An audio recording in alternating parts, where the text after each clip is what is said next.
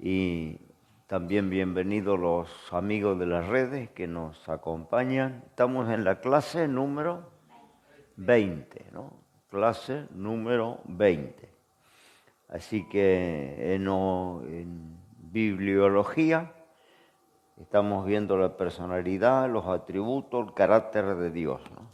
Bien, vamos a orar y encomendar este tiempo en las manos del Señor. Padre, en el nombre de Jesús, estamos reunidos en tu nombre para compartir una vez más esta clase a donde dispongo mi corazón, mi mente, a la dirección del Espíritu Santo, pidiendo que presida, Señor, este tiempo. Amado Jesús, bendiciendo a los hermanos que han llegado en forma presencial y los que están también en forma virtual. Que tu bendición les acompañe a cada uno donde quiera se encuentre. Señor, queremos conocerte, conocer tu carácter, conocer tu palabra, porque ella nos da testimonio de ti. En tu nombre, Señor, me dispongo y ya vamos a dar comienzo. Gracias por esta oportunidad que nos brinda. En el nombre de Jesús, amén y amén. Amén. Reciba su asiento, Dios le bendiga.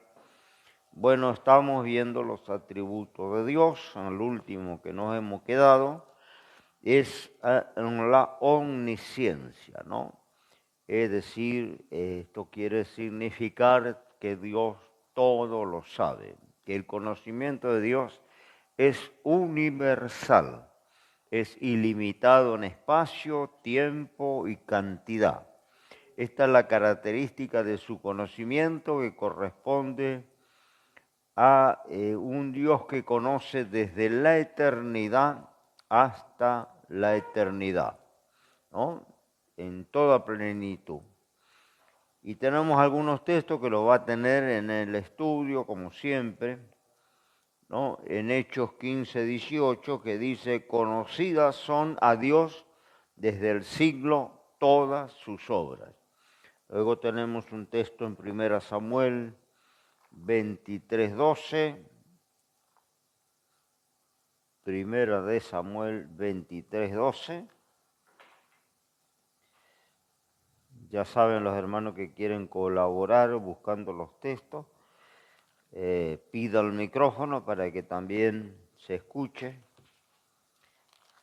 23, 12 dice así: dijo luego David,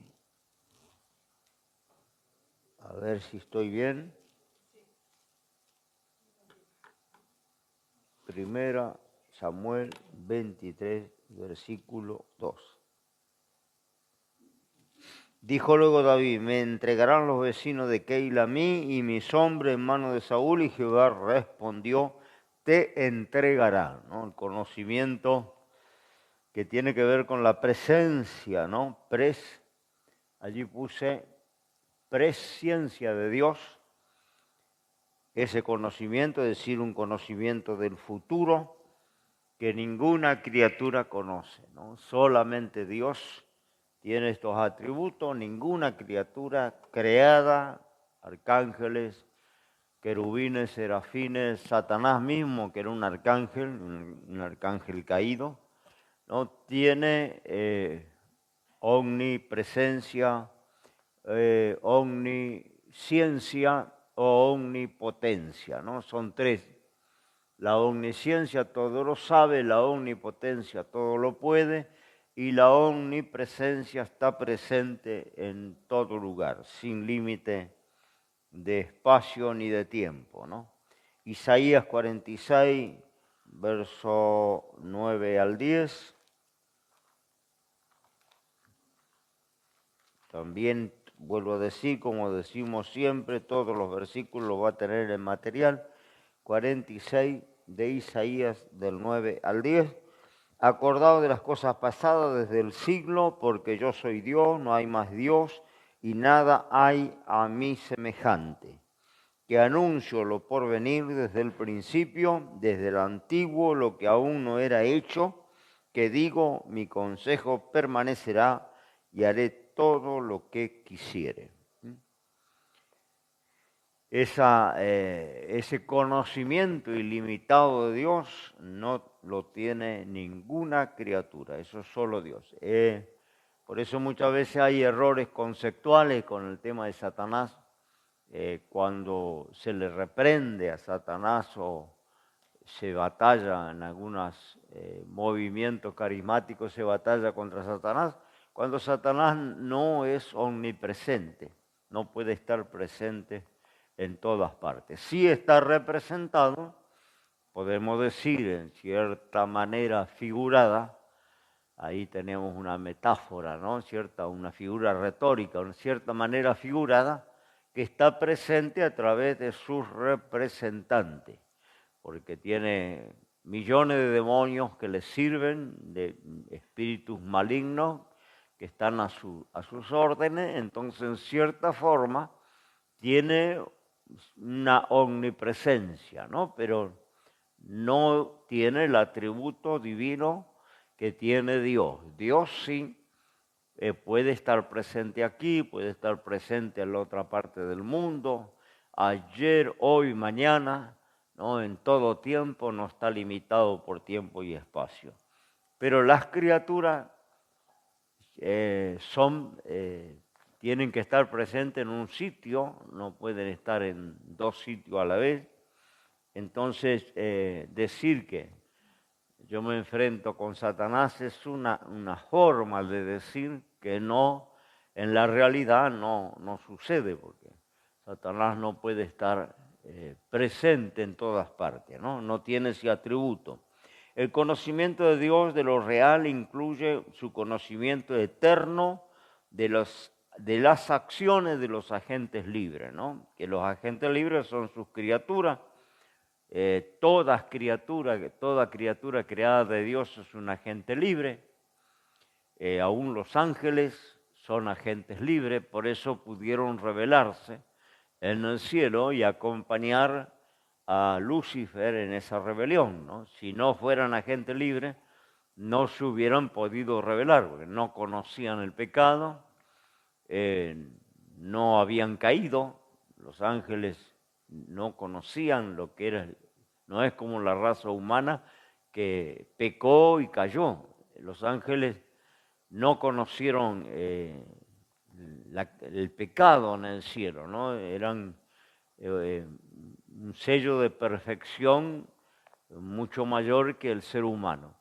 Pero al ser agentes libres, al tener capacidad, voluntad de escoger, decidieron rebelarse, acompañar a Lucifer en esa rebelión, fueron expulsados del cielo, se convirtieron en los ángeles caídos, están para el juicio, están reservados para el juicio, pero volvemos al tema, todas las criaturas de Dios fueron creadas con capacidad de elección, con voluntad, libre albedrío, como le quiera llamar, ¿no? Escoge, no son autómatas, no están programados, ¿no?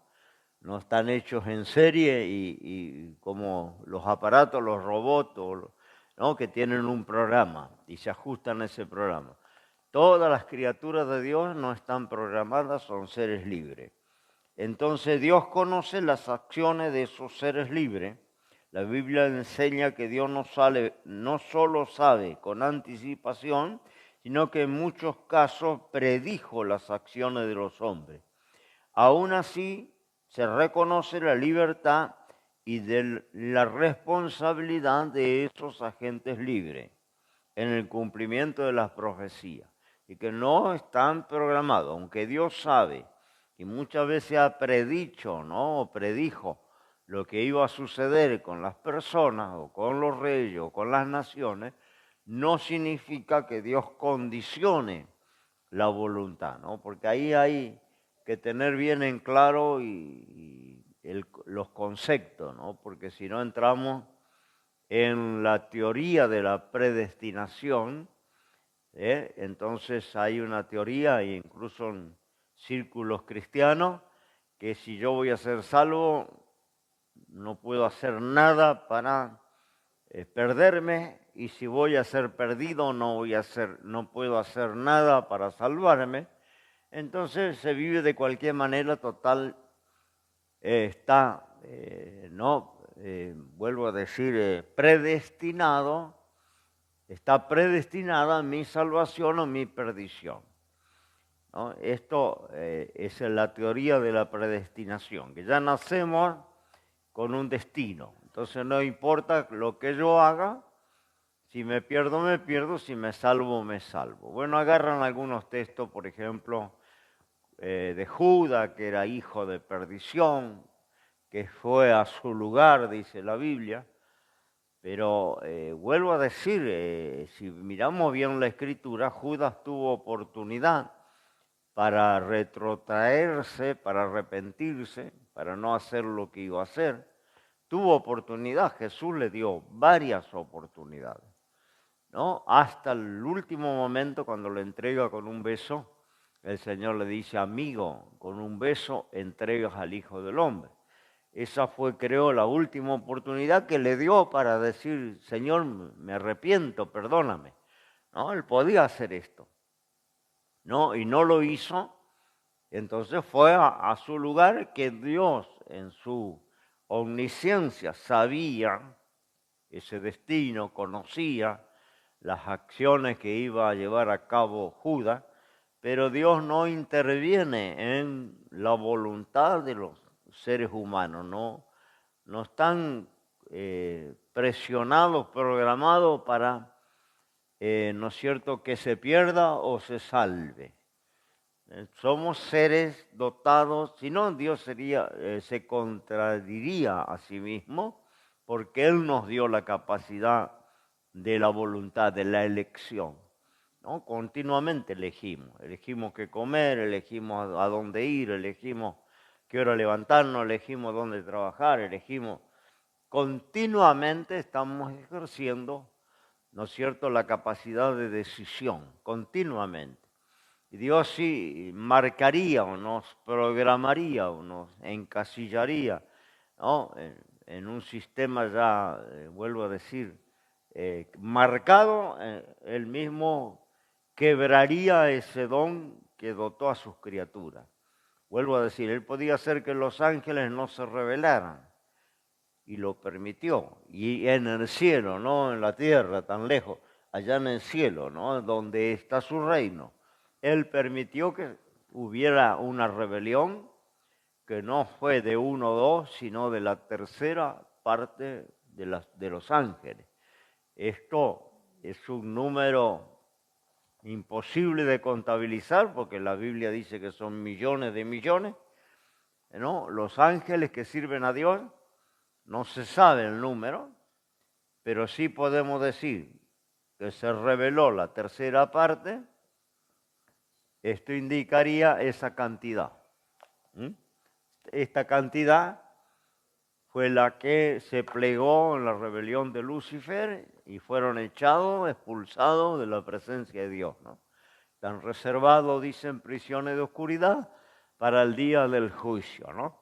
Lo que también hay que entender, ¿no?, los lenguajes prefigurados, que eso está el pastor Pablo, ¿no?, con todo el tema de interpretación bíblica, ¿no? Lenguaje prefigurado, cuando dice que están encerrados en prisiones de oscuridad, no quiere decir que están encadenados en algún hueco, en algún agujero, en algún lugar, ¿no es cierto?, inactivos, ¿no? Porque entonces no podríamos explicar la maldad, los demonios, los espíritus que se mueven sobre la faz de la tierra, ¿no? Demonios que se han opuesto a los ángeles de Dios cuando Daniel ayunaba, ¿no es cierto? Ahí nos relata la Biblia, ¿no es cierto?, que llamándole príncipes de Persia, príncipes haciendo una figura con los imperios de aquel tiempo, ¿no? Esos principados que se opusieron a los ángeles que traían la respuesta para Daniel. Esto ya habían pasado siglos de la rebelión de Lucifer. Y quiere decir que los tipos están activos, ¿no? Cuando muere Moisés y y viene allí Lucifer a disputar el cuerpo, y también hay una batalla entre los ángeles, el arcángel Miguel con otros principados.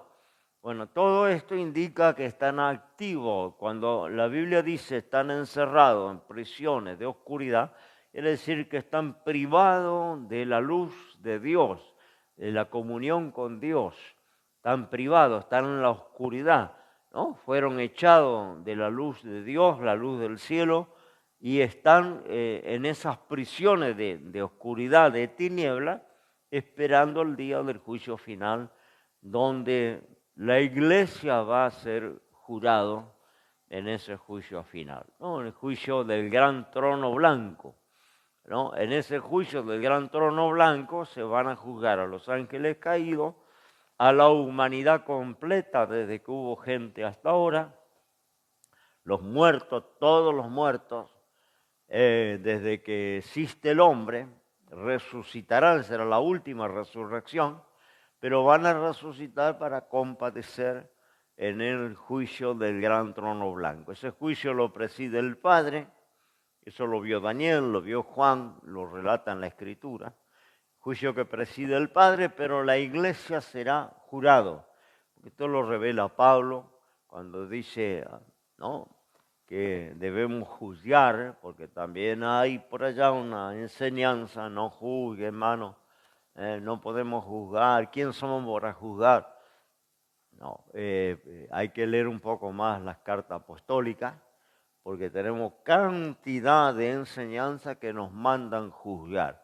No podemos vivir sin juzgar, ¿no? Yo voy al mercado, voy a comprar un yogur, tengo 20 marcas, 50 gustos, y debo juzgar para elegir cuál me traigo a casa.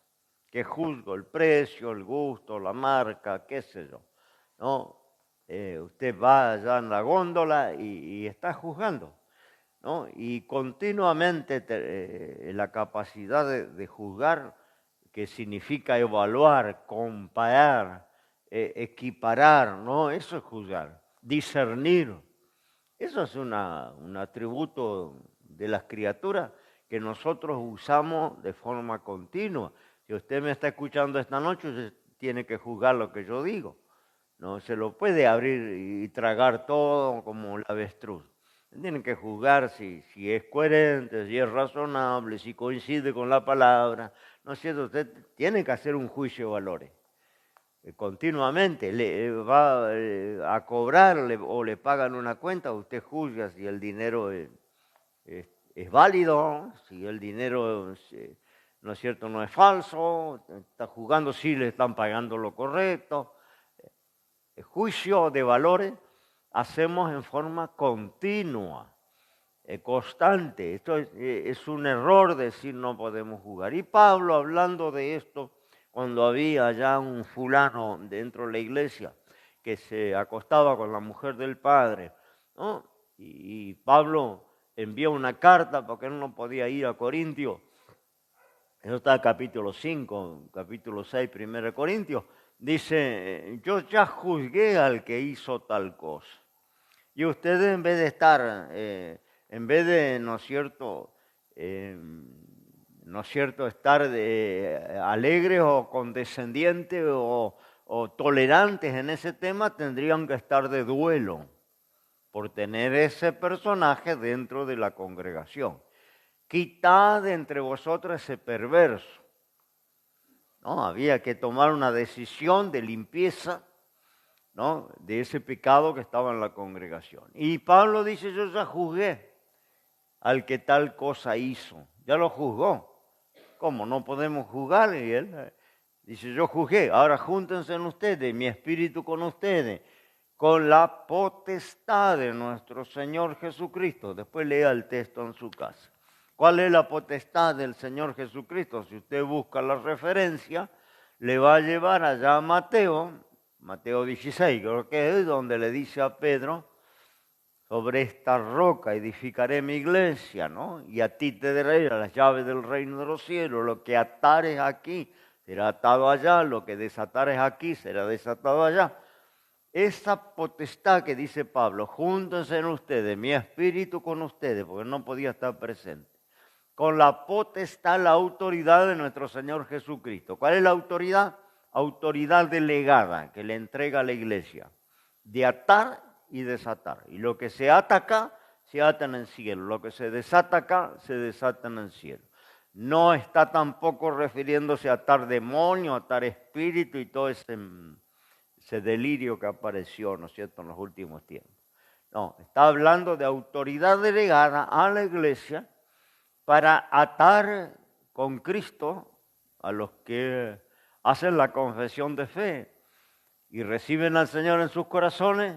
Hacemos una oración, lo atamos con el Señor, lo ligamos a la iglesia. A través de bautismo lo recibimos de miembro, lo ligamos con la iglesia, estamos atando, ¿no? Esa es la capacidad, la autoridad delegada de atar. Y desatar, como este caso, el tal sea entregado a Satanás, dijo Pablo. Se ha cortado de la comunión, se ha sacado de la comunión de los salvos. Ahí está la iglesia usando autoridad para desatarle. Y el Señor dijo, lo que desatan en la tierra, yo desato en el cielo. Esa es la autoridad de atar y desatar, ¿no? Que le entrega a la iglesia al Señor. En la figura retórica, te daré las llaves, que tampoco es una llave que tiene Pedro en el llavero para abrir la puerta al cielo. Esto es otro delirio religioso, ¿no? Al cielo no se entra con llave. Llave significa autoridad, ¿no? El que tiene la llave, el que abre. Tiene la llave, el que cierra. Tiene cierta autoridad, ¿no? En un lugar, el que tiene la llave, el que da la apertura. Y la iglesia, la que tiene la llave, ¿no? Por eso dijo, esto hay que tomarlo en paralelo. ¿No? Vuelvo a la figura retórica, los paralelos, ¿no?, de enseñanza para tener claridad. Bueno, paralelo de enseñanza con los últimos textos del Evangelio de Juan.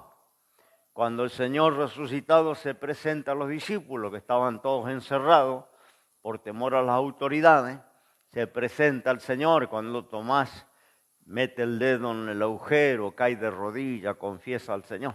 Pero hay allí un pasaje que dice el Señor que sopló y dijo, recibí el Espíritu Santo.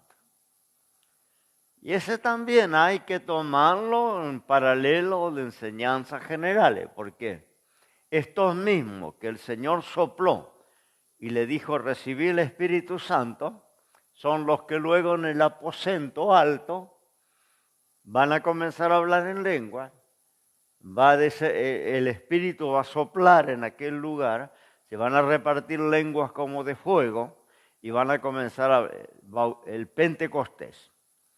Los mismos que estaban ahí van a estar en el Pentecostés siendo bautizados. Entonces, ¿qué entendemos cuando dijo recibí el Espíritu Santo? Que sopló y dijo recibí. Eso es un tema. No era el bautismo, no hablaron en lengua, no había llegado el Pentecostés, estaban en una sala los discípulos. Ese es lo que dice Efesios 1, el sello del Espíritu Santo. Y cuando creímos, fuimos sellados con el Espíritu Santo para el día de la redención. Cuando Cristo consuma la obra de redención, resucitando, porque la resurrección es la consumación de su plan de redención, Él sella lo suyo con el Espíritu Santo. Recibí el Espíritu Santo.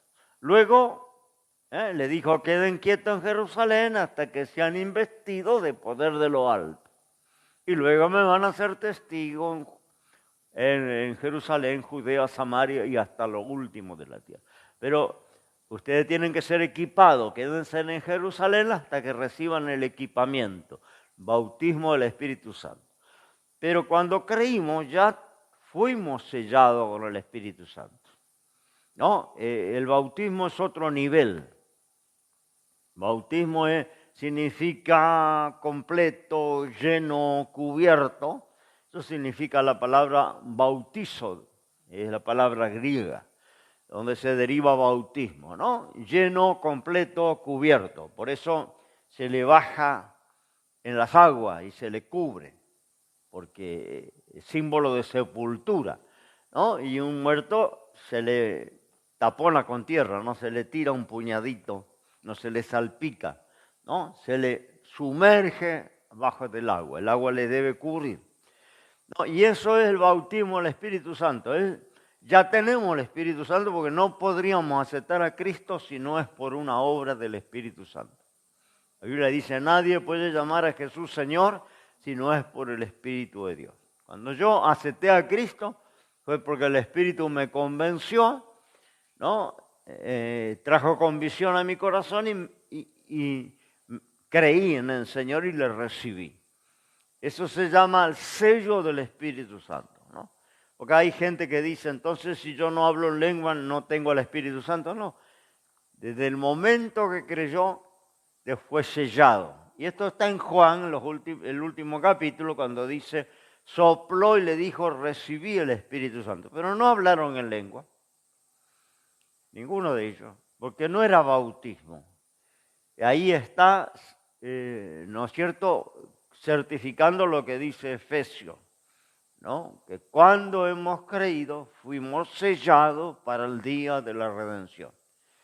El día que creímos ya tenemos el sello del Espíritu Santo. Luego hay que buscar la plenitud, ¿no? El otro nivel, que ya tiene que ver con equipamiento.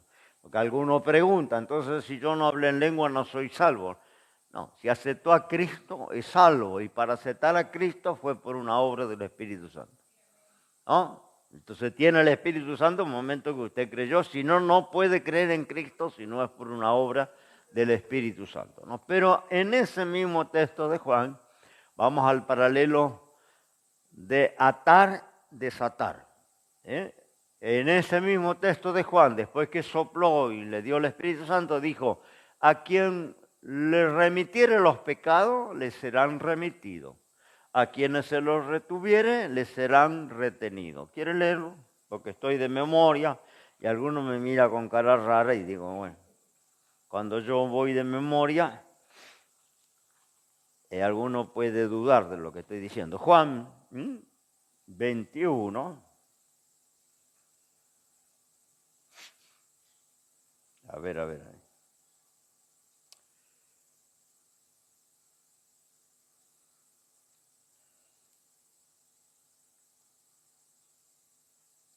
No, Juan 20, perdón.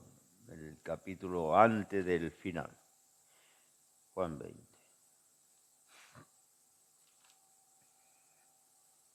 Ahí está. En el versículo 21. Cuando el Señor resucitado aparece, allí está Tomás. Bueno, como Jesús le dijo otra vez, pasa a vosotros. Como me envió el Padre, así también yo os envío. Y como hubo dicho esto, sopló y dijo, tomad el Espíritu Santo. ¿No? Ahí está el paralelo de enseñanza de Efesios, ¿no? Que también lo podemos leer. Efesios 1, el versículo 13. En el cual esperaste también vosotros en oyendo la palabra de verdad, el evangelio de vuestra salud, en el cual también desde que creíste, fuiste sellado con el Espíritu Santo de la promesa. Cuando creímos, fuimos sellados con el Espíritu Santo de la promesa. Y en el Efesios 4 tenemos también otra confirmación, 4:30 de Efesios, de vuelta a la página. No contristéis al Espíritu Santo de Dios, con el cual estáis sellados para el día de la redención. Es decir, que cuando creímos fuimos sellados, esa es la forma que vamos a ser reconocidos cuando el Señor venga a buscar la iglesia, por ese sello que no se ve, invisible, pero no va a ser por el carnet de miembro, no va a ser por la denominación, no va a ser por la Biblia que yo tengo bajo el brazo, sino va a ser por el Señor conocerá lo suyo por ese sello. Y ahí hay otro punto, no lo contristéis al Espíritu Santo. Como no es una fuerza ni una energía, ya lo vimos, lo estudiamos, ¿no? Es una persona con emociones, con voluntad, con intelecto. Entonces el Espíritu Santo es la tercera persona de Dios, se puede enojar, se puede alegrar, se puede entristecer, este es el caso. No entristezcáis el Espíritu Santo con el cual fuiste sellado para el día de la redención. Como es una persona, no es una fuerza, un poder, un viento, una energía, es una persona, se entristece, se incomoda, le cambio el término, se incomoda y se retira. ¿No? ¿Y cómo se incomoda? En la vida de un creyente, porque habita en nuestro corazón, somos templo y morada del Espíritu de Dios. Bien, todos sabemos eso, habita en nuestro corazón. ¿Cómo se entristece? Bueno, cuando yo vivo de cualquier manera, cuando yo peco, no arreglo, cuando ¿no? Tengo todo el templo todo sucio, entonces no se entristece, se incomoda y se retira. Por eso decía Pablo, no contristéis el Espíritu Santo, no lo entristezca, no lo incomode, porque así como vino, se va. Y si se va, perdemos el sello. Y si perdemos el sello, ¿cómo seremos reconocidos cuando venga el Señor? ¿No? Ahí tiene también una comprobación de la personalidad del Espíritu Santo, ¿no? Se enoja, se entristece, se alegra, intercede por nosotros, gime, llora por nosotros, ¿no? Ante la presencia de Dios en nuestras peticiones, pero también se puede entristecer. Pero volvemos al tema, ¿no? Que cuando el Señor en Juan, en el Evangelio de Juan, en capítulo 20, sopló, no fue bautismo el Espíritu Santo, no, ahí no, dice, no hablaron en lengua, no hubo ninguna manifestación, no glorificaron a Dios en el Pentecostés. Acuérdese que era tan grande la manifestación que creyeron que estaban borrachos los creyentes, ¿no? Aquellos 120, ¿no? Dijeron, y Pedro aprovechó cuando escuchó la murmuración y dijo, no pueden estar borrachos cuando son las 9 de la mañana. Nadie se emborracha a esa hora. No, esto es lo que dijo Joel, ¿no? Esta es la profecía de Joel, que en el postrer tiempo Dios derramaría su espíritu sobre toda carne, profetizarían, ¿no? Y ahí aprovechó para predicar Pedro, aprovechando aquella murmuración. Pero vamos al tema que acá cuando le dice soplar, recibir el Espíritu Santo, no hubo ni una manifestación. Ahí está confirmando lo que iba a pasar de ahí en adelante con todos los que creyeren. Van a ser sellados con el Espíritu Santo en el momento que creyeren. Recuérdese que también él había dicho que era necesario que él se vaya para que el Padre mande en su nombre otro consolador. ¿No? Quiere decir que todavía no había comenzado la dispensación del Espíritu Santo, porque él todavía no se había ido. Estaba ahí. ¿No? Él dijo, es necesario que yo me vaya para que el Padre en mi nombre le mande otro consolador que estará con vosotros hasta el fin del mundo. Eso no había sucedido, era la transición. El Señor tenía que irse y empezaba la dispensación del Espíritu Santo. Por eso acá es como que el Señor abre, da una apertura a esa dispensación cuando con los suyos, los discípulos, le dice recibir el Espíritu Santo. Pero enseguida dice, en el verso 23, a los que les remitieren los pecados les serán remitidos, a quienes los retuvieren les serán retenidos. ¿Cómo es esto? ¿Cómo yo puedo retener los pecados de alguien? ¿Y cómo lo puedo remitir? Remitir es decir, bueno, perdonar, borrarlo, remitirlo. Cuando usted manda una correspondencia, no encuentran la dirección, vuelve al remitente, porque no encontraron la dirección. Bueno, algo así es la traducción, ¿no? Remitir es borrar. Dice, a quienes les remitieren los pecados les serán remitidos, borrado. Y al quien se los retuvieren les serán retenidos. ¿Cómo es esto? Si usted busca el paralelo de enseñanza, lo que es la clase de Pablo, paralelo de enseñanza, le va a llevar a Mateo, donde el Señor le dice a Pedro, sobre esta roca fundaré mi iglesia, te daré la llave del reino de los cielos, lo que atares aquí será atado allá, lo que desatares aquí será desatado allá. Y esto lo está confirmando en esta reunión con su discípulo, el Señor cuando le dice, la iglesia la que ata y la iglesia la que desata. Y eso también va, y esto lo digo porque estoy en la red y las preguntas a veces vienen y los interrogantes, entonces a mí me gusta aprovechar, ¿no?, para dar luz en eso. Esto va también para los que dicen están en contra, porque también hay un movimiento en contra de la oración de fe. Que la oración de fe no puede salvar a nadie, dice, ¿no? Que están en contra de la oración de fe, que tampoco es bíblico porque Romano dice, ¿no? ¿Cómo creerán si no hay quien predique? ¿Cómo predicarán si no fueren enviados? ¿No? Y ahí enseguida dice cómo es el plan de salvación. Que creyere en su corazón y confesare con su boca, será salvo. 2 requisitos. Primero, creer en el corazón, porque yo puedo confesar con mi boca y no creí en el corazón, no pasa nada. Ahí sí. Si yo no creí en mi corazón, si no hay una obra del Espíritu Santo en mi corazón de convicción, los endemoniados pueden hacer la oración, repetir como loro. Le hacemos pasar adelante, endemoniado, atormentado, y repita conmigo, y repite. No hay problema. Pero en el corazón no pasó nada, en un corazón que está en oscuridad, en tiniebla, ¿no?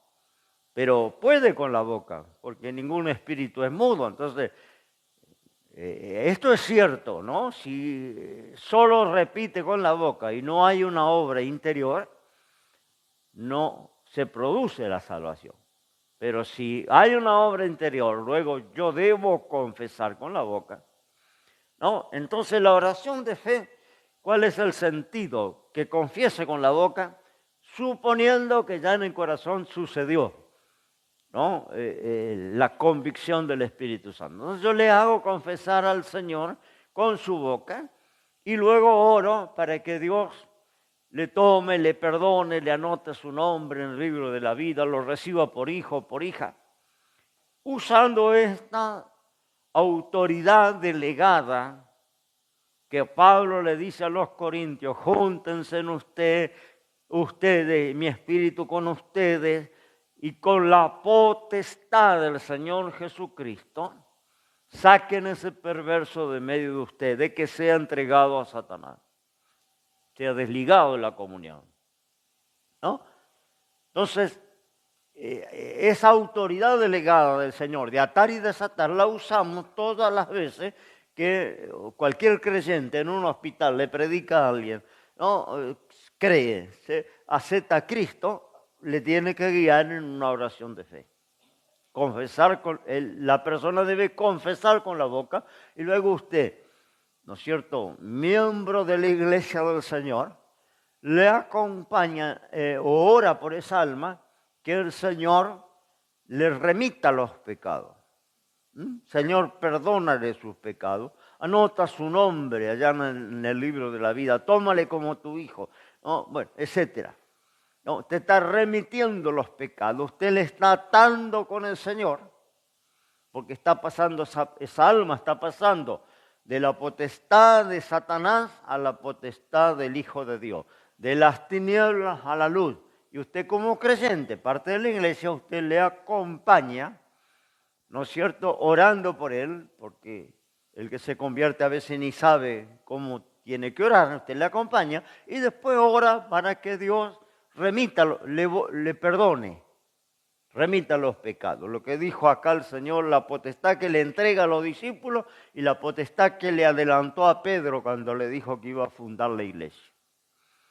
¿No? En la figura de a ti te daré las llaves del reino de los cielos, ¿no? Es autoridad delegada a la iglesia, no al mundo, ¿no? Entonces, y cuando hay un pecado como en Corintios, ¿no?, que dice ni aun se nombra en el mundo esa clase de pecado, ¿no?, ahí se le retiene la iglesia al sacarle de la comunión.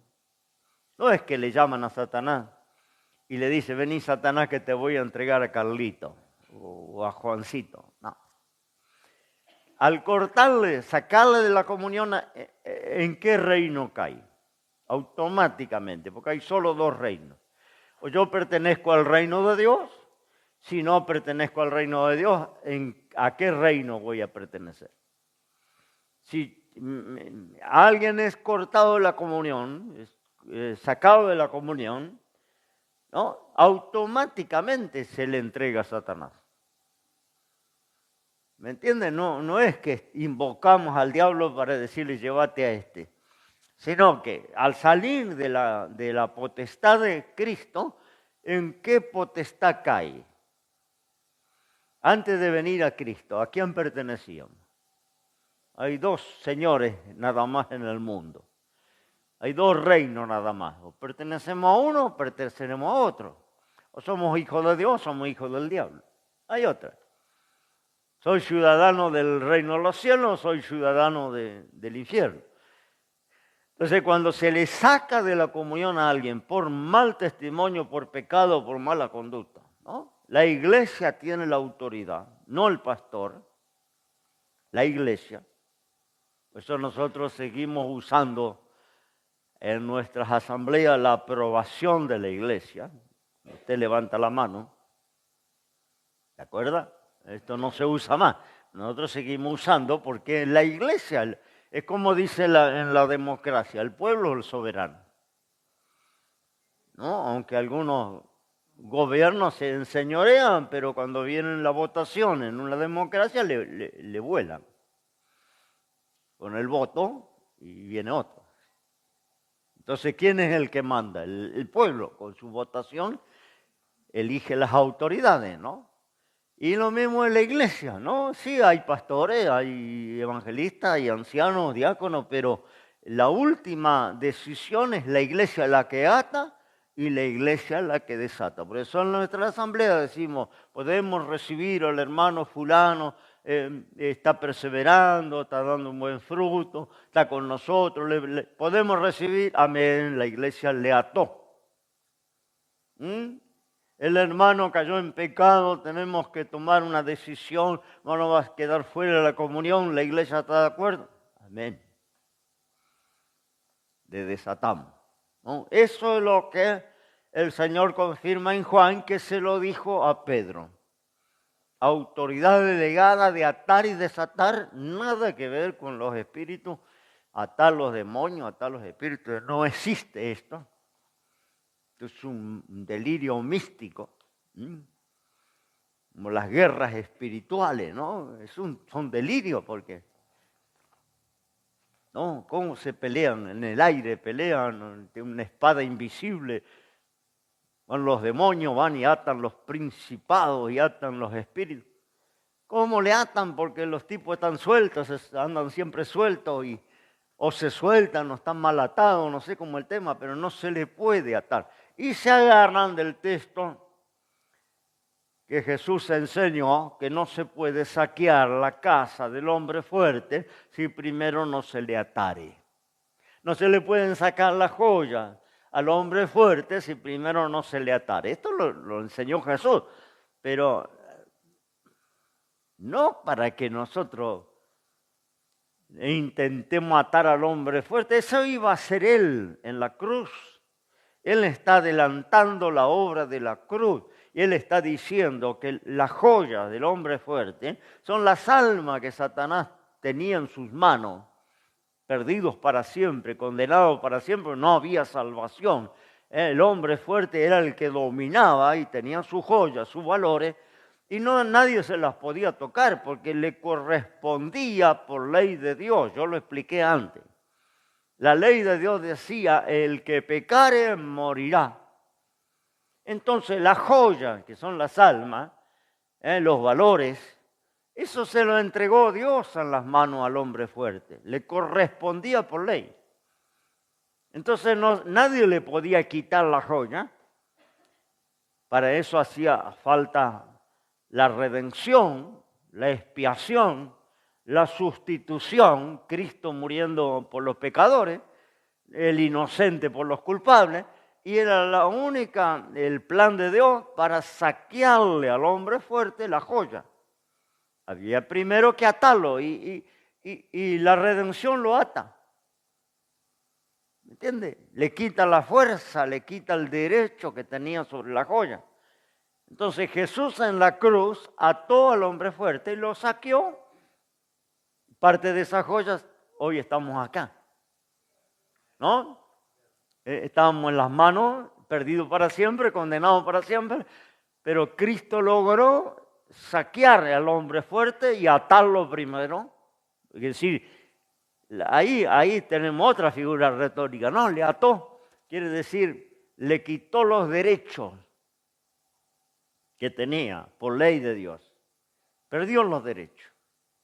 ¿No? Y cuando perdió los derechos, ¿no? Que lo pierde cuando Cristo muere y su espíritu desciende al infierno, y Satanás no tiene derecho de retenerlo, porque no había pecado en Cristo. Si Cristo hubiera tenido mancha, sombra de pecado, no sale del infierno.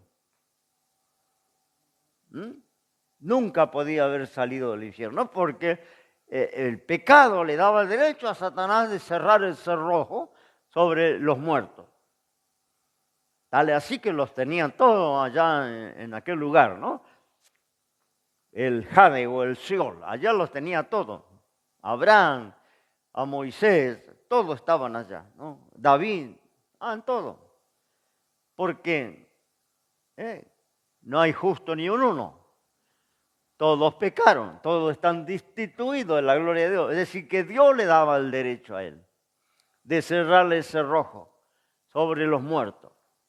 Ahora, cuando Cristo muere en lugar de los pecadores, sin pecado ni uno, ¿no? Y desciende su espíritu ahí abajo, no lo pudo retener. Por eso al tercer día resucitó y se llevó todos aquellos que habían muerto en fe con él. Todos los que habían muerto en fe, creyendo en el Cristo que vendría, en el Mesías que vendría, en el Mesías prometido, todos aquellos se levantaron con él, se los llevó al tercer cielo, ¿no? Y a partir de ahí, él tiene derecho sobre los perdidos, sobre los condenados, pero no más sobre los justos, ¿no? ¿Me entiende? Ese es el misterio que decía Pablo, el misterio grande que le fue revelado de la salvación, ¿no? Y que lo tenemos en la Biblia, ¿no? Bien, hecha la aclaración, amén, hermano, bien. Seguimos adelante con la omnisciencia de Dios. Dios conoce todo el plan de las edades y la parte de cada hombre en ese plan. Cantidad de textos, pero yo no se los voy a dar todos porque si no se va a hacer demasiada larga la clase, pero Efesios 1:9, descubriendo el misterio de su voluntad, según su beneplácito que se había propuesto en sí mismo. Está hablando, ¿no? Parte de ese misterio, hasta el 12, ¿no? De reunir todas las cosas en Cristo en la dispensación del cumplimiento de los tiempos, así las que están en los cielos como las que están en la tierra. En Él digo, en quien asimismo tuvimos suerte habiendo sido predestinado conforme al propósito que Él hace todas las cosas según el consejo de su voluntad, para que seamos para alabanza de su gloria nosotros que antes esperábamos en Cristo, ¿no? Ahí habla de la predestinación, una predestinación que hay que entenderla en la omnisciencia de Dios. Dios sabe, por supuesto, si yo voy a ser salvo o no voy a ser salvo, si usted va a ser salvo o no, si se va a perder o si va a estar en él. Dios lo sabe, eso es la presencia de Dios, presciencia de Dios, ¿no? Pero no va nunca a interceder en nuestro ejercicio como seres libres, de la libertad. No va a interceder en ese ejercicio de la libertad, aunque Dios lo sepa. Claro que Dios, podemos decir, nos predestinó para ser salvo o para ser perdido, ¿no? Pero tenemos la voluntad y la decisión y la responsabilidad que podemos incluso hasta cambiar eso, ¿no? Y si yo dejo de ser salvo, me voy al mundo y al pecado y me pierdo, Dios ya sabía que yo iba a terminar así, ¿no? Pero eso no implica que Dios, ¿no es cierto?, cambie mis decisiones. Vamos a leer Proverbios 5:21. Por ahí algunos de estos textos nos da un poco más de luz, por eso lo estoy leyendo. Proverbios 5:21. Pues los caminos del hombre están ante los ojos de Jehová, y Él considera todas sus veredas. Seguimos leyendo. Romanos 8, 28 al 30. Romanos 8, 28 al 30. Sabemos que lo que Dios aman, todas las cosas le ayudan a bien, es a saber los que conforme al propósito son llamados. Porque a los que antes conoció, también predestinó, para que fuesen hechos conforme a la imagen de su Hijo, para que Él sea el primogénito entre muchos hermanos. Y a los que predestinó, también llamó. Y a los que llamó, a esto también justificó. Y a los que justificó, a esto también glorificó. Si estuviéramos predestinados, si estuviéramos programados, voy a decir así, para un destino prefijado, sería vano el llamado, ¿no? ¿Por qué diría llamó? Porque cuando alguien llama se puede responder o no. Ahí entra el libre albedrío. Dios no diría que a los que predestinó, que Él en su omnisciencia, ¿no?, en su presciencia, Él sabe si voy a ser salvo o no, me predestinó. Pero dice, al que predestinó, lo llamó, ¿no? Y ahí ya entra la voluntad del llamado. Porque yo puedo responder a un llamado. Yo te puedo invitar a la reunión que tenemos de fin de semana. Puedes aceptar y venir, o puedes quedarte en tu casa y no venir. Este es el libre albedrío, ¿no? Yo no te voy a invitar si vos estás programado para venir el sábado, ¿no? Ya está. Ya hay un ordenamiento que vos tenés que estar el sábado acá sí o sí. ¿No? ¿Para qué te llamo? Si yo sé que ya estás programado y el sábado vas a estar acá. No te tengo que llamar, ¿para qué te voy a llamar? Si yo sé que ya está el programa que vos vas a estar acá. No, ahí vemos que Dios predestinó, pero también llamó. Luego que los que respondieron al llamado, podemos parafrasear así, los justificó, les remitió los pecados, los perdonó. Y a los que justificó, a estos también va a glorificar un día. ¿Me entiendes? Cuando venga a buscar la iglesia, también los glorificará. Pero hay que entender la palabra porque si no entramos, vuelvo a decir, en un camino de delirio, ¿no? Que no es bíblico.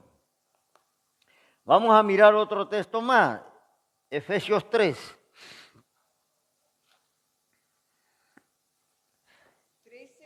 No, 3. Efesios,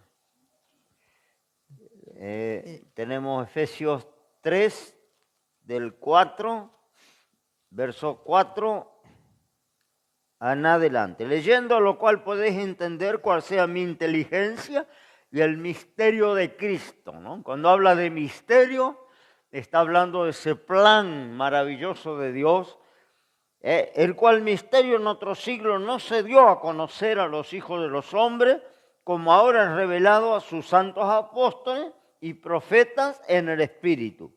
Que los gentiles sean juntamente herederos e incorporados y consortes de su promesa en Cristo por el Evangelio, del cual yo soy hecho ministro por el don de la gracia de Dios que me ha sido dado según la operación de su potencia.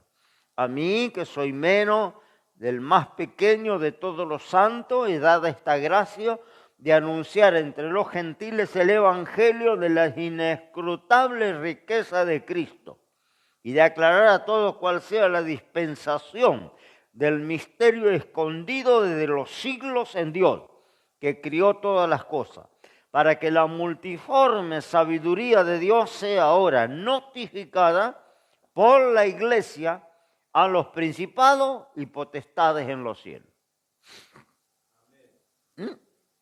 Es decir, la iglesia la que notifica a las potestades y los principados, ¿no? El misterio del plan de Dios, la iglesia, ¿no? Predicando,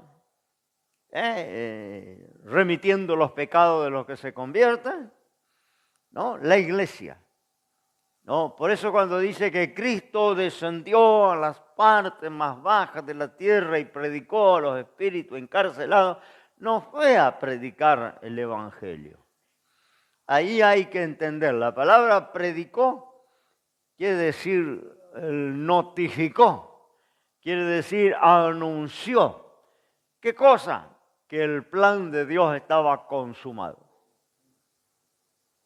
Que Él había entregado su sangre, su vida por los pecados y que había logrado cumplir la voluntad de Dios, ¿no? Cuando dijo consumado es.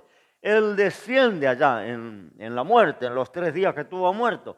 Desciende no para predicarle para que se arrepientan, se conviertan los que estaban allá abajo, porque también hay un mambo así que circula por ahí, que fue allá a predicar a los muertos. No, Él les fue a decir, ya está hecho.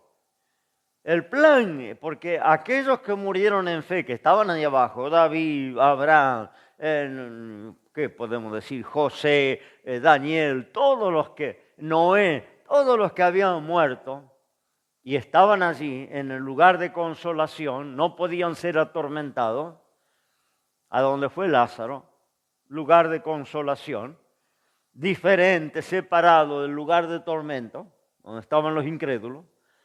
Los que habían muerto en fe murieron, ¿no es cierto?, salvos, como se muere hoy los creyentes que mueren en fe. ¿Cómo morimos en fe? Habiendo creído en el Cristo que vino hace 2000 años. No lo vimos nunca. Pero creímos el mensaje, creímos en el mensaje de la cruz, creímos en la obra de expiación y somos salvos y nos morimos y somos salvos, ¿no? Como la gente antes de la cruz moría de la misma manera, nada más que en vez de mirar atrás, miraban adelante, ¿no? ¿A dónde miraban?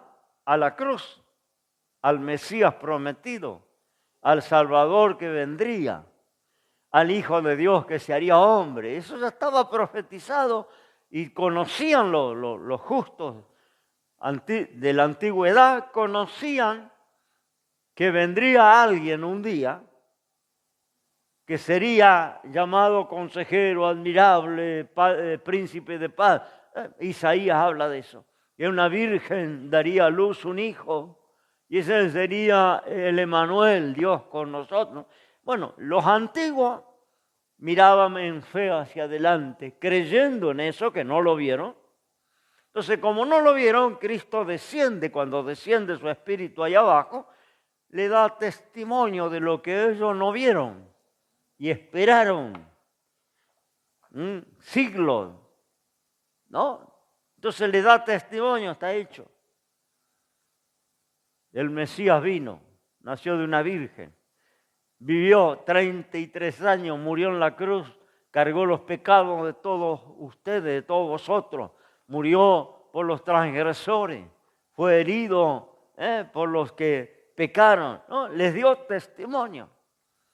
Y habrá sido un... Manu, una pregunta. Sí. Cuando dice la palabra que las tumbas se abrieron y que muchas mujeres recibieron a sus muertos.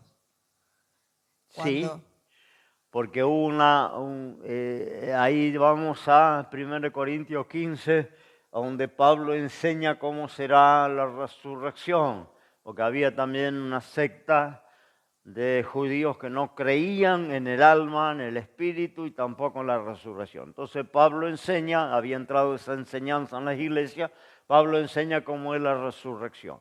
Y dice, si Cristo no resucitó, vana nuestra fe, estamos perdiendo el tiempo. Si Cristo no resucitó, tampoco resucitan los muertos. Y ahí explica cómo será la resurrección.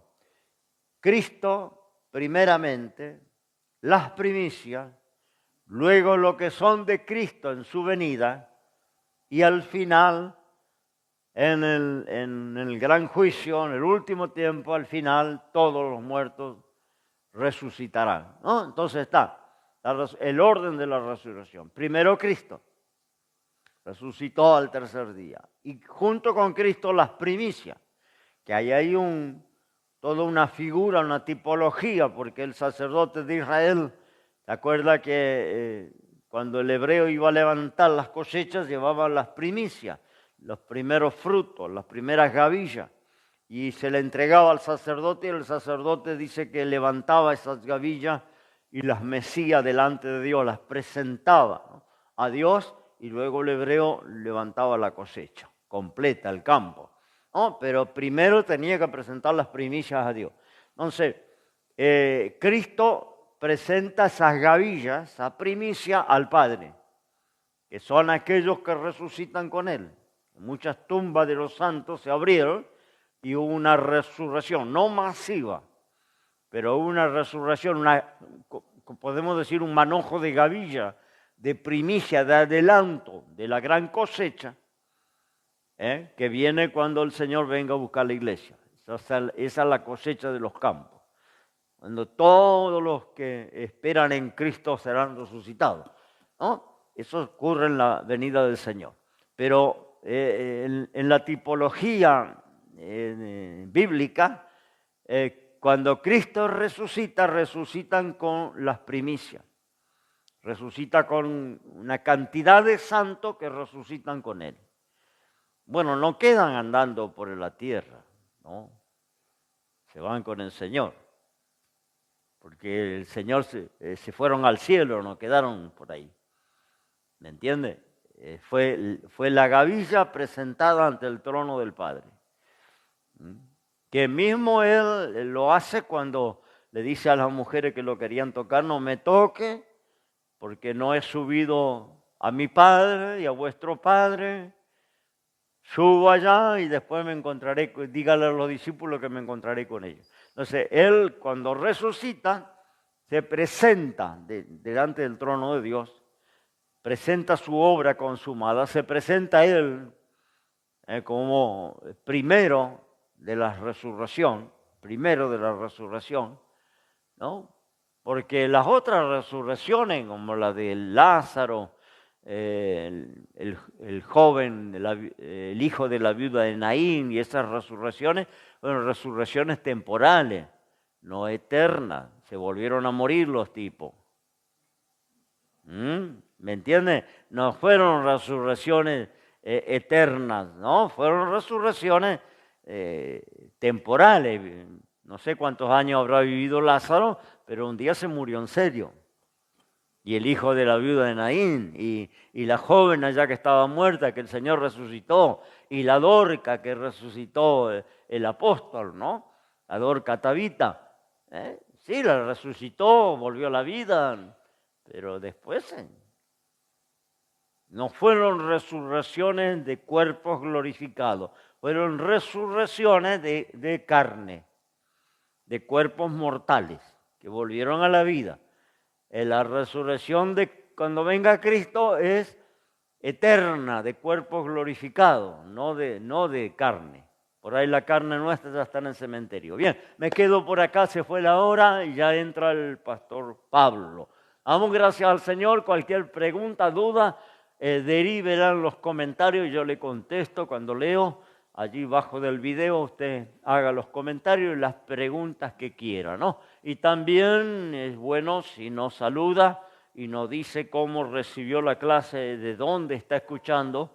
Esto también nos alienta y nos anima. Después yo comparto con los hermanos que están presentes. Oramos al Señor. Padre, en el nombre de Jesús, te alabo, te bendigo en esta noche y te doy gracias por este tiempo. Gracias, Señor, por la palabra, gracias por la revelación de misterio maravilloso que Pablo decía, escondido desde los siglos, nos fue revelado en el último tiempo y podemos compartirlo ahora, Señor, en tu nombre y a través de la revelación de la palabra. Bendice ahora, hermanos y amigos que están acompañándonos a través de las redes, Señor, y sigue allí con tu presencia respaldando la clase del pastor Pablo. Te lo pedimos en el nombre de Jesús. Amén y amén. Dios le bendiga.